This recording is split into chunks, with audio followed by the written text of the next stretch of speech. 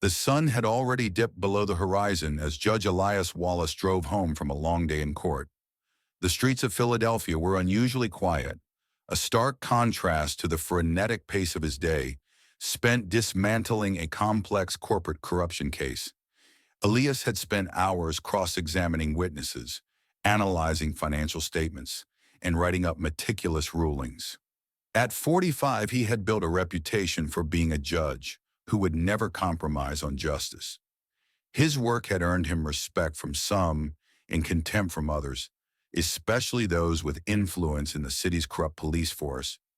But for now, the last thing on Elias's mind was another battle in the courtroom. He wanted to relax. The car's leather seats, cool and comforting, creaked slightly as he adjusted his grip on the steering wheel. His sleek black BMW 7 Series hummed softly on the smooth asphalt. He didn't expect anything more than a peaceful drive through Rittenhouse Square, a neighborhood known for its elegance, before turning into his quiet home for the night. The world outside seemed at peace, but peace never lasts long for men like Elias Wallace. A flicker of red and blue reflected in his rearview mirror. Elias's eyebrows furrowed. He had been driving at the exact speed limit, his seatbelt fastened, his turn signal flicking off after a right turn. He hadn't made any mistakes. So why the flashing lights? His heart began to beat a little faster, but his face remained calm, neutral. This was a situation he had experienced far too many times before. The quiet hum of an unjust stop, the familiar weight of being a black man in an expensive car, a reality too many understood, but few cared to confront. Elias's hands remained steady on the wheel as he slowed the car, pulling over onto the gravel shoulder with a soft crunch of tires. His breath was slow and controlled. This was the drill. Stay calm, comply, and don't give them any reason to escalate things further. His heart rate steadied as he lowered the window. He kept both hands in full view on the wheel, knowing that to make any move that could be misinterpreted would be a mistake. The officer approaching his window was Officer Megan Clark, a white woman in her early 30s. Her uniform was crisp, though her posture conveyed a lack of warmth. She didn't greet him, didn't even nod. She simply demanded license and registration. Elias kept his expression neutral, nodding once. His movements were deliberate as he reached for the glove compartment. His fingers brushed against the leather, pulling out his registration and driver's license. Both neat, pristine, and unquestionably in his name. He handed them over, his palm open and steady, but Clark didn't immediately glance at the documents. Instead, she peered at him, her gaze sharp and skeptical, raking over his black suit, his gold watch, his demeanor. A smirk tugged at the corner of her lips. "Is this your car?" she asked, her tone heavy with suspicion. It wasn't a question. It was an accusation. Elias exhaled through his nose, a slow, controlled release. "Yes," he replied, keeping his voice calm, firm. "It's mine. I've owned it for 2 years now." A flicker of doubt crossed her eyes, but it was gone in an instant. "Mind telling me where you got it?" The question landed like a slap, casual but loaded. It wasn't about the car, he realized. It wasn't about the law. It was about him, about what they assumed he could or couldn't have, based solely on his skin. It was the same question he had faced throughout his life, from his childhood in North Philly to his rise as a respected judge. How dare a black man drive a car like this? "I bought it, officer," Elias responded, fighting the heat rising in his chest. His tone stayed even, controlled. "It's mine, bought with my own money. It's registered under my name." He pointed to the papers in her hand. "You can check it." Clark's smirk widened, her eyes narrowing. "We'll see about that," she said. She turned and, without another word, radioed for backup. "Possible stolen vehicle," she muttered into her mic. "Requesting backup." Elias's stomach tightened. The knots of anxiety were familiar now. But still, He wasn't about to let this escalate. His mind raced through his years of courtroom experience, all the cases where he had dismantled false accusations, police brutality cases that had been swept under the rug. He had fought hard to expose the system's lies, and now he was a part of it. But this time, he wasn't in a courtroom. This was real life, his life, and he was at their mercy. Hit like if you stand with Judge Elias Wallace. Hit subscribe if you believe it's time we finally hold the system accountable. This isn't just about a traffic stop. This is the fight we all need to face. The red and blue lights in his rear-view mirror intensified as a second squad car arrived. Elias could hear the tires screeching as it pulled up behind him. The door swung open, and Officer Clark's partner, Officer Jack Cooper, emerged. His uniform was slightly wrinkled, his posture exuding a sense of superiority as he sauntered over. His eyes locked onto Elias, his gaze full of judgment, as if his very presence in the car was a threat. They didn't check the registration. They didn't look at the car's plates. They just saw a black man in an expensive car and assumed the worst. The next few minutes passed in a blur. Words thrown at him, hands pulling him out of the vehicle, metal snapping around his wrists. They told him he was being detained for a possible stolen vehicle, despite the fact that his ID and registration were in order. He didn't resist. He couldn't afford to. But his mind churned with the unfairness of it all. How had a simple drive through his neighborhood turned into this nightmare? Elias remained calm as they pushed him into the back of the squad car. The officers ignored his protests, ignored his position as a judge, ignored the logic of the situation. His pulse raced, but his voice stayed steady as he repeated the facts. His car, his registration, his innocence. But their minds were made up. Minutes later, the scene was surrounded by flashing lights and the murmurs of an ever-growing crowd. Phones were raised, capturing every moment of the unjust stop. Elias could feel the eyes of the crowd on him, judging him in ways that went far beyond the officer's assumptions. He was used to being the subject of such a scrutiny, but this time it felt different. His status, his achievements, none of it mattered. He was just another black man in America who had been reduced to a stereotype by the police. By the time he was released, the damage had already been done. The media was all over it. The news stations had caught the incident, running clips of the scene with sensational headlines. Judge's aggressive confrontation with officers goes viral, they screamed. The comments section erupted into a storm of hate, people criticizing him, calling him every name imaginable. It wasn't just the public attack that hurt. It was the personal consequences that followed.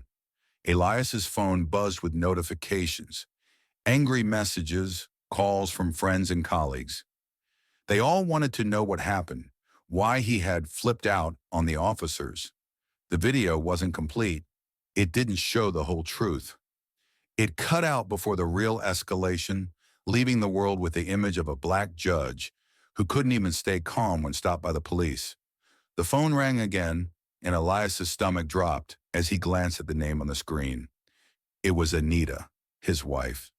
"Elias, what's going on?" Her voice trembled with concern. "What's happening?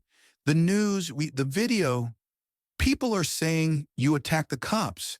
And Maya, God, Maya's hearing things at school.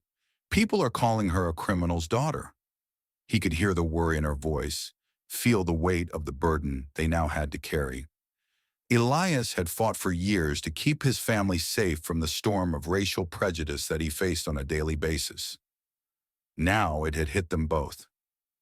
"I'm okay, Anita," he reassured her, trying to sound calm, but he could feel the crack in his voice. "They're making it look worse than it was. I didn't do anything wrong, but you know how this goes. I'll take care of it, I promise." But as he hung up the phone, his resolve began to waver. He was used to fighting battles in the courtroom, but this wasn't a case he could argue with logic alone. His name, his reputation, everything he had worked for was now in question. That night, the weight of the day settled heavily over him. He couldn't sleep. Every time he closed his eyes, he saw the faces of those officers, the smugness in their eyes as they arrested him. They had stripped him of his dignity. They had reduced him to just another black man they could manipulate. What happened to Elias today could happen to anyone. The justice system is broken, and it's time we do something about it. If you believe the system should protect us all, no matter our skin color, hit that like button. And hit subscribe to stay informed, because this fight is far from over. The next few days felt like a whirlwind, a blur of phone calls, emails, and meetings that Elias could barely keep up with. The scandal from the traffic stop continued to dominate the news cycle, feeding the fire of public opinion. The video, edited to make him appear aggressive, was now a viral sensation. It was being shared across social media, turned into memes, and the media spun the narrative further out of control. By now, it seemed as though the entire city had turned its back on him. Elias had always prided himself on his ability to maintain composure, to think logically and act rationally under pressure. But this time, the weight of the situation was suffocating. It wasn't just about his reputation anymore.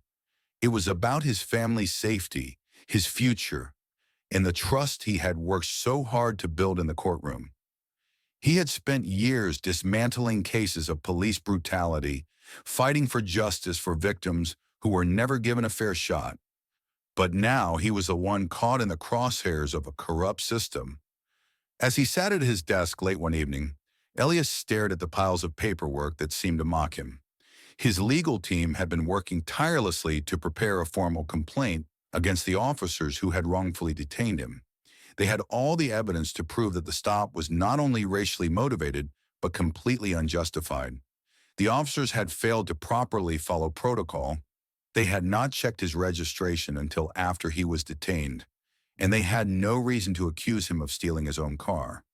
But still, there was something gnawing at Elias's gut. He could feel the mounting pressure, and he couldn't shake the feeling that his enemies were moving quickly to bury him. Anita had been supportive, but Elias knew the toll it was taking on her. She had always been his rock, the one person who believed in him when the world didn't. But now she was facing the fallout of his arrest as well. She had received calls from their neighbors, from family members, and from friends who had seen the news. Some were sympathetic, others not so much. Their daughter Maya had been called cruel names at school. Some kids had even refused to sit next to her in class, a painful reminder of how deeply racism was woven into the fabric of their lives.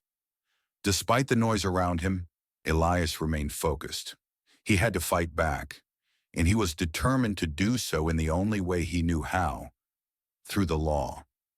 He had already filed a formal complaint with the Internal Affairs Division against Officer Megan Clark and Officer Jack Cooper, but Elias knew better than to believe that the system would just fall into place because he had followed the correct procedures. This wasn't about facts anymore. It was about power, and the police had the upper hand. He called his lawyer, Marissa Owens, a sharp and dedicated attorney who had represented him on several cases in the past. She was in her mid-30s and had been one of the few people in the legal world who truly understood the battle he was facing. She answered after the second ring, her voice calm but filled with urgency. "Elias, I've been looking through everything. We've got a solid case, but it's going to be a tough one. I'm advising we go public with this," she said, her words calculated and careful. Elias's first instinct was to hesitate. He knew the public scrutiny would only make matters worse, but Marissa had a point.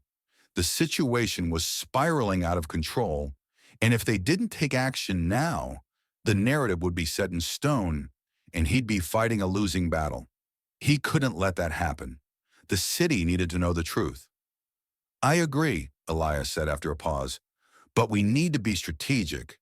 We need to expose them, but we also need to make sure that the media doesn't twist our message. They've already done enough damage." Marissa agreed. "I'll get in touch with the press. We'll plan a press conference. You'll have your say, but we'll keep it controlled. I'll also coordinate with some of the activist groups. This isn't just about you, Elias. This is about everyone who's been a victim of this system. The next few days were a blur of preparation.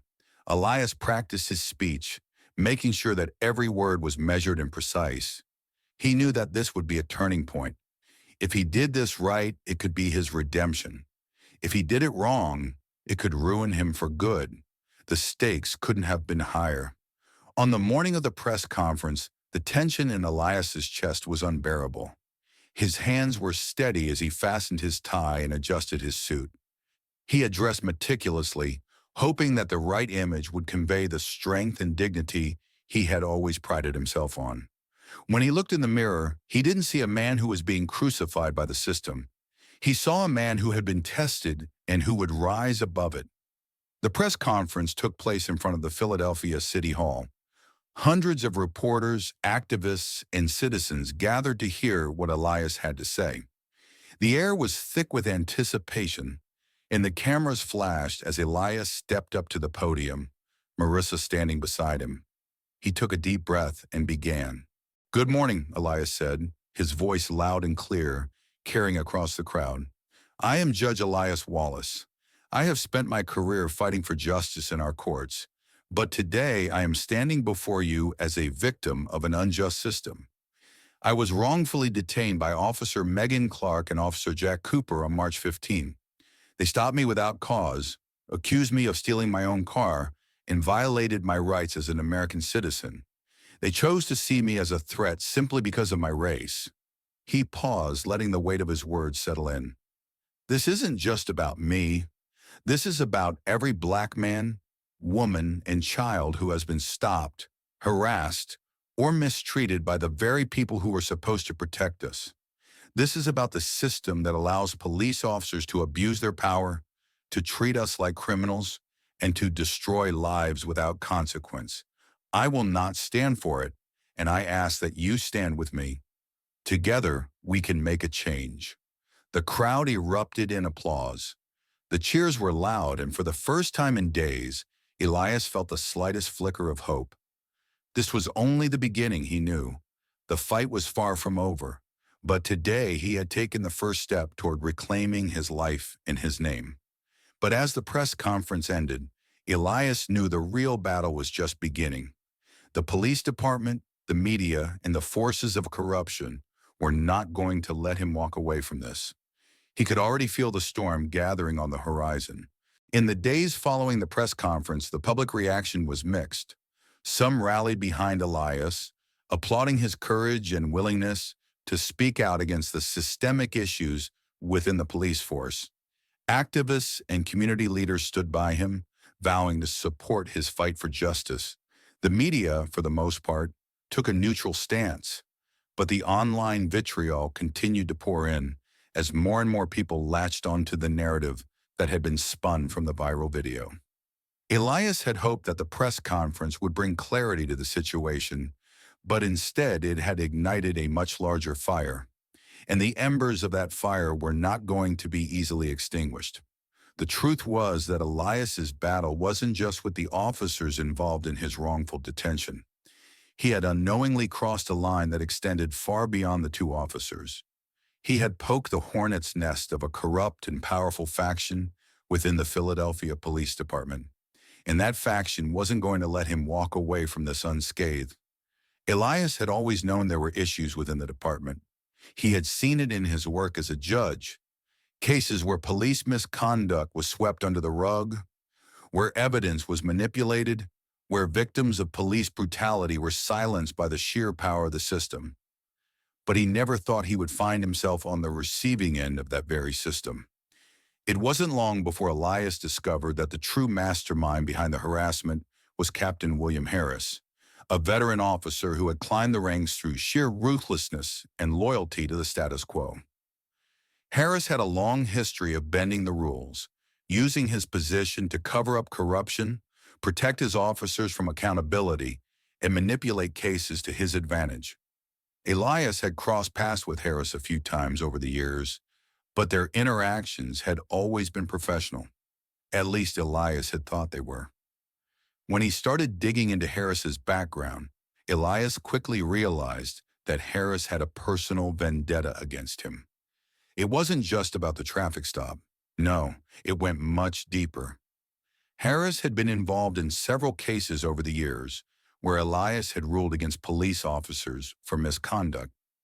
It seemed that every time Elias had held the police accountable in his courtroom, Harris had been there, fighting to protect the officers involved. As Elias's investigation into Harris deepened, he uncovered a tangled web of corruption, officers on Harris's payroll, illegal drug trafficking operations, falsified reports, and bribes to ensure certain cases were dropped or manipulated.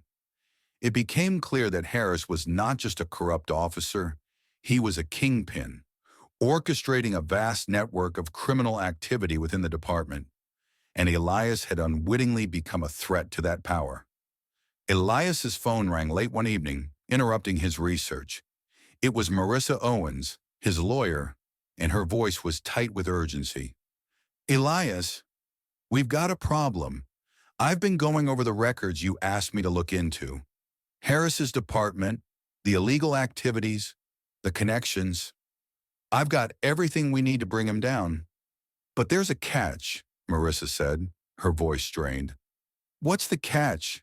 Elias asked, already feeling the pit in his stomach grow. "They know you're looking into them. I've been hearing whispers. Harris isn't just sitting back. He's coming after you, Elias. He knows you're a threat now, and he won't stop until he's destroyed you." Elias leaned back in his chair, a wave of dread washing over him. He had suspected that Harris would retaliate, but the realization that Harris was actively hunting him down made it all the more real. "You're telling me this is bigger than just the officers who pulled me over," Elias muttered, more to himself than to Marissa. "Much bigger," she confirmed. "This isn't just about you anymore.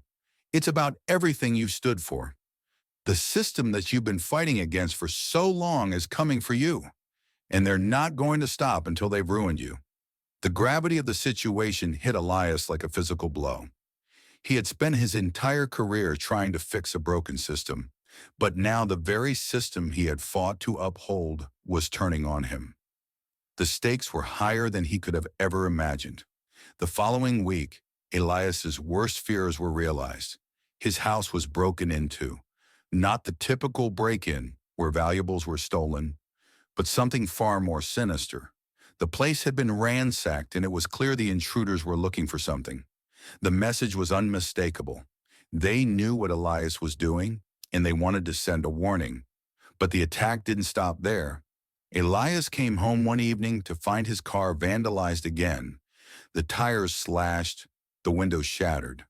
But this time, the message was even more explicit.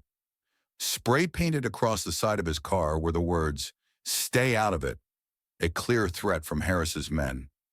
His phone rang again, and it was Anita. "Elias, they're getting to Maya. She's been getting messages at school. People telling her she's the daughter of a criminal. I'm worried, Elias. I don't know how much more she can take." Elias clenched his jaw, his fist trembling with a mixture of fury and helplessness. "I'll handle it, Anita. I promise you. We're not going to let them break us. But we need to be smart. We need to expose Harris for what he really is." Marissa was right. The battle had escalated far beyond anything Elias had ever anticipated. But he wasn't going to back down. Not now. Not after everything he had worked for. He had spent years in the courtroom fighting for those who had been wronged by the system. He couldn't let it all fall apart because of a few corrupt officers. Elias gathered his closest allies, his lawyer Marissa, a few trusted journalists, and some activists from the local community who had rallied behind him. They all knew what was at stake. This wasn't just about a wrongful stop anymore. It was about exposing the rot at the heart of the police force and holding those in power accountable. Elias clenched his jaw, his fists trembling with a mixture of fury and helplessness. "I'll handle it, Anita. I promise you. We're not going to let them break us. But we need to be smart. We need to expose Harris for what he really is." Marissa was right. The battle had escalated far beyond anything Elias had ever anticipated. But he wasn't going to back down. Not now. Not after everything he had worked for. He had spent years in the courtroom fighting for those who had been wronged by the system. He couldn't let it all fall apart because of a few corrupt officers. Elias gathered his closest allies, his lawyer Marissa, a few trusted journalists, and some activists from the local community who had rallied behind him. They all knew what was at stake. This wasn't just about a wrongful stop anymore. It was about exposing the rot at the heart of the police force and holding those in power accountable. They devised a plan to take Harris down. It wouldn't be easy and it wouldn't be quick, but it was the only way forward. Elias couldn't afford to wait any longer.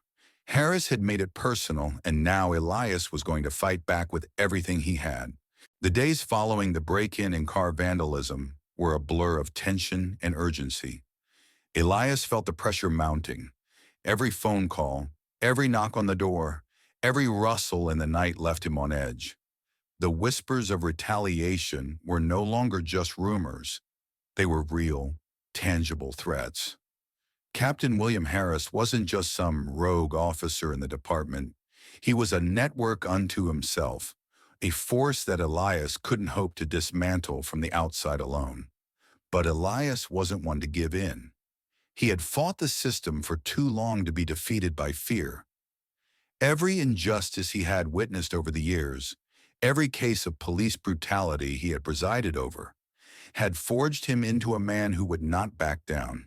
He couldn't. Not for his family, not for his community, and certainly not for the principles he had built his career on. He spent the following days refining his plan. Marissa Owens, his lawyer, worked alongside investigative journalists to uncover the depth of Harris's corruption. Together they had compiled a dossier of evidence, bank transactions, testimonies from whistleblowers inside the police force, and a list of officers who were directly involved in Harris's illegal operations. It was an airtight case, and they were ready to take it to the press. But Elias knew the battle wouldn't end there. It would take more than just evidence to bring Harris down. The captain was too well connected, too entrenched in the city's power structure. No, Elias needed to force Harris's hand, make him react in a way that would expose him for all to see. The plan was set in motion when Marissa reached out to a trusted contact in the local news, a reporter named Robert Hayes who had covered police corruption stories in the past. Robert agreed to help them orchestrate a sting, a public confrontation where they would reveal Harris's corruption and force him into the open. Elias would bait the trap. He would publicly accuse Harris of orchestrating the illegal activities, bringing the full weight of the law down on him. But it wasn't just about confronting Harris in front of the press. Elias knew that this would be the perfect opportunity to catch him in a confession, one that would be damning enough to send him straight to prison. The plan was simple. Harris would be invited to a public meeting to discuss the allegations, but Elias and Marissa had already arranged for a hidden camera to capture the conversation. With Robert Hayes in the room, along with several other reporters, Harris would be trapped. He wouldn't be able to escape without incriminating himself. But even as Elias prepared for the confrontation, the threat of violence still hung over his head. He had no illusions that Harris would play fair. He knew that the captain was desperate, and desperation made men dangerous. Elias's team had secured a safe location for the meeting, a small community center on the outskirts of the city, far from the eyes of those who could try to stop them. The day of the meeting arrived. Elias donned his suit, but this time it felt different. There was no courtroom formality to hide behind, no bench to sit at as a symbol of authority. This time, it was just him, his integrity, his will, and the truth. As he arrived at the community center, the air was thick with anticipation. Reporters milled about, some chatting in groups, others setting up cameras. Marissa was by his side, her gaze steady and focused, as always. They exchanged a few words before the meeting was set to begin. "We're ready," she said, giving him a reassuring nod. This will work, Elias. We have everything we need. Elias couldn't help but feel the weight of the moment. He was about to confront one of the most dangerous men in the city, a man who had orchestrated the destruction of his life. But despite the danger, Elias was ready. He had no other choice. The room went silent as Harris entered, flanked by two officers who Elias immediately recognized as loyalists. Harris was dressed in his usual crisp uniform, but the confidence that had once radiated from him now seemed forced, an aura of uncertainty hovering just beneath the surface. He greeted the room with a broad smile that didn't reach his eyes. "Judge Wallace," Harris said, his voice cool, "I hope we can put all of this behind us. I'd like to clear up any misunderstandings." Elias stood tall, meeting Harris's gaze. There was no more room for diplomacy, no more room for games. He wasn't here to be polite. He was here for justice. "I'm afraid there's no misunderstanding, Captain," Elias said, his voice firm. "You have been running a network of corruption inside the police department for years. You have abused your position of power, using it to intimidate and destroy lives. And I'm here to expose you for the fraud you truly are." The room grew tense as reporters shifted in their seats, cameras clicking in rapid succession. Elias continued, his eyes never leaving Harris's face. "Your officers have been involved in drug trafficking, planting evidence, and covering up crimes that should have been exposed. You've used your influence to protect those who hurt innocent people, and I'm not going to stand idly by while you ruin lives anymore." Harris's expression faltered for a moment, the mask slipping just enough for Elias to see the flicker of fear in his eyes. But it didn't last. Harris quickly regained his composure, his smirk returning. "Judge Wallace, you've got it all wrong. You've been misled," Harris said, his voice rising with mock indignation. "I've been a dedicated public servant, and all of this, well, it's just a smear campaign." But Elias could see through him. He had seen men like Harris before, men who used their power to manipulate and deceive, and this time, the truth would come to light. "That's not what your bank records say, Captain," Elias shot back. "We have everything we need to prove your involvement in this corruption, and soon the whole world will know the truth." As Harris opened his mouth to respond, the sound of a police siren wailed in the distance, signaling the arrival of backup. Elias's heart raced, but he remained composed. This was it. Harris had no way out now. Just as Harris's eyes darted around the room, clearly weighing his options, the hidden camera captured everything. It recorded his admission of guilt, his attempt to cover up his involvement, and the lie that had defined his career for so many years. The trap was set, and Harris had walked right into it. As the sirens grew louder, Elias stood tall, knowing that this was the beginning of the end for Harris. The truth was now inescapable. Elias felt a surge of relief as he stood in front of the gathered reporters.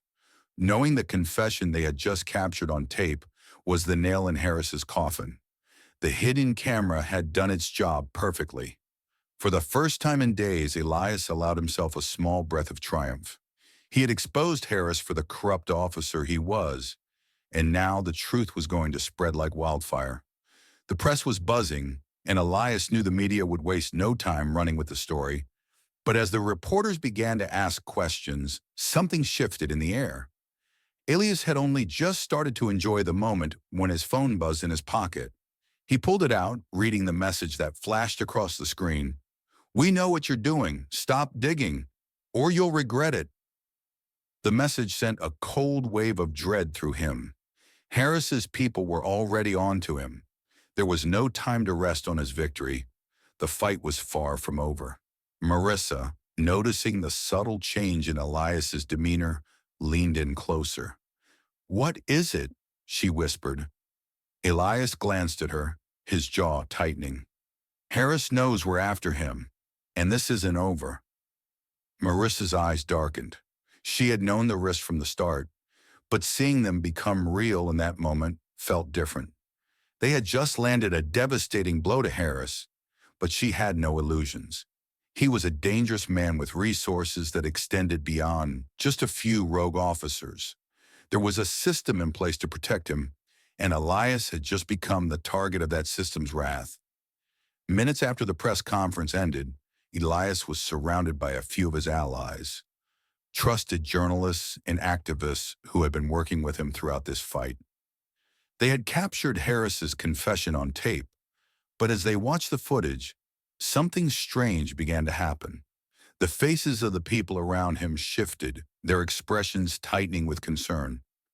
One of the journalists, a young man named Greg, pulled Elias aside, his face pale.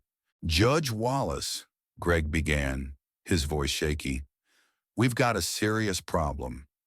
Someone leaked something about you, something from your past. I've been seeing rumors online, things that are starting to take hold in the media, and I think it's coming from Harris's camp." Elias's heart sank as he listened.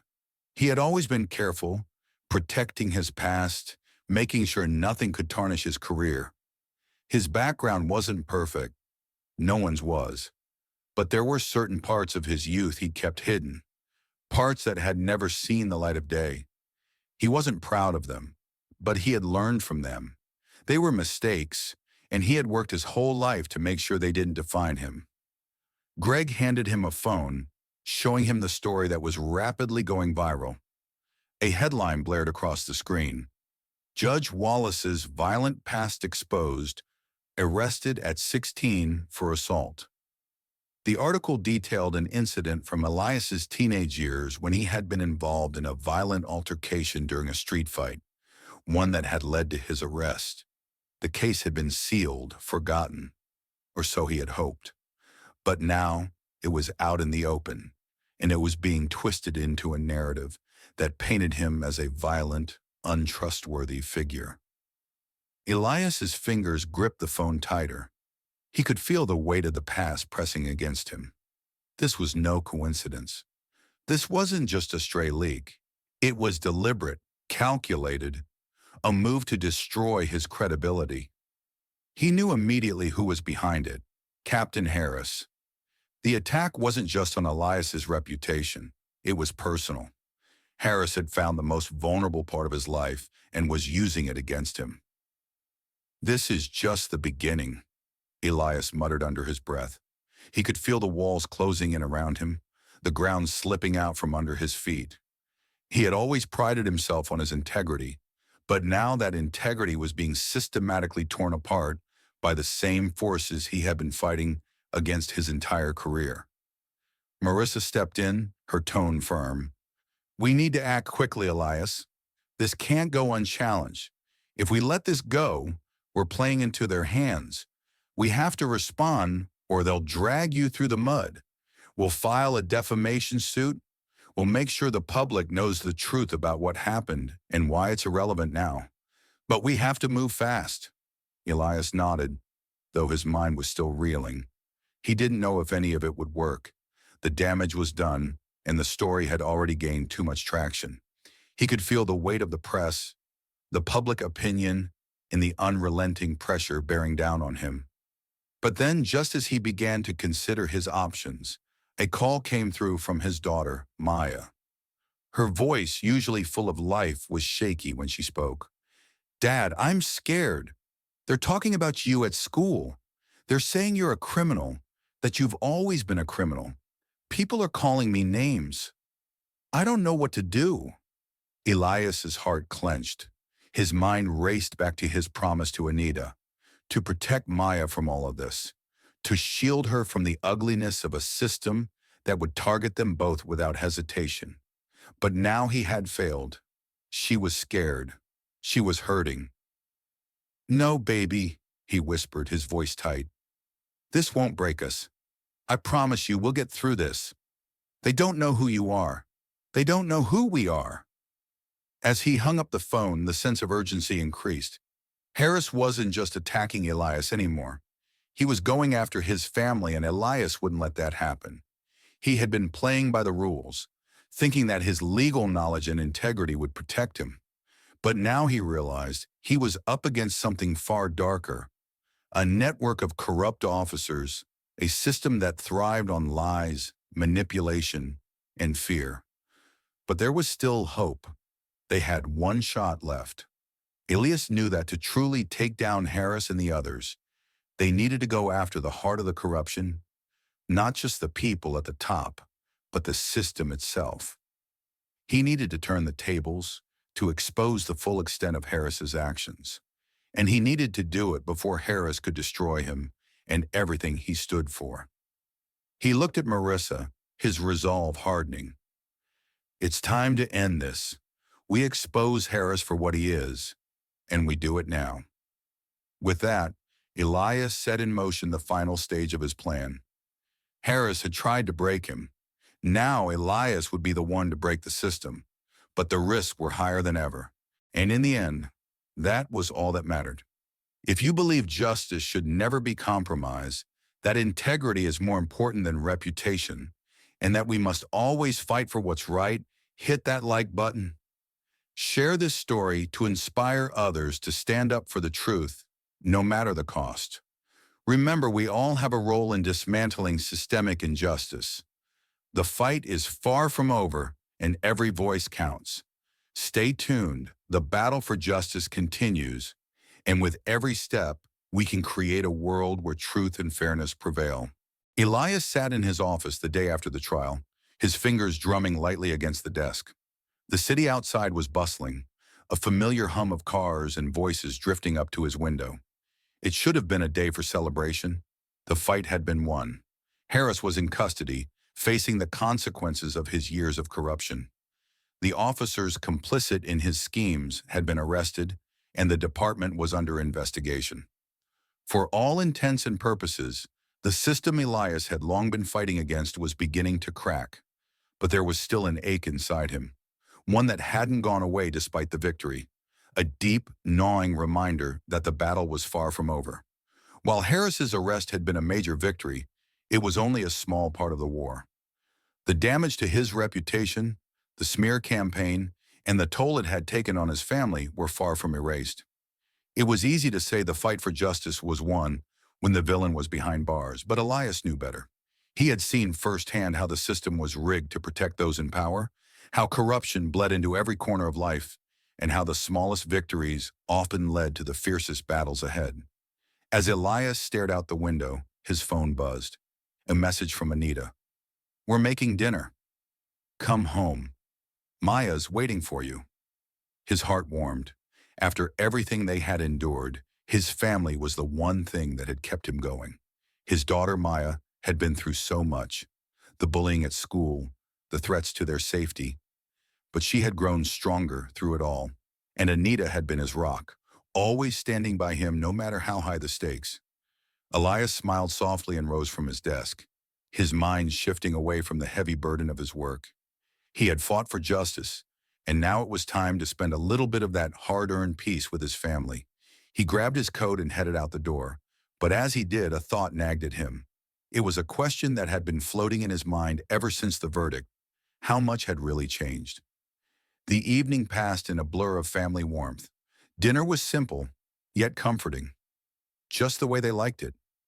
Maya and Anita talked about their day, and for the first time in weeks, Elias could see the lightness returning to his daughter's eyes.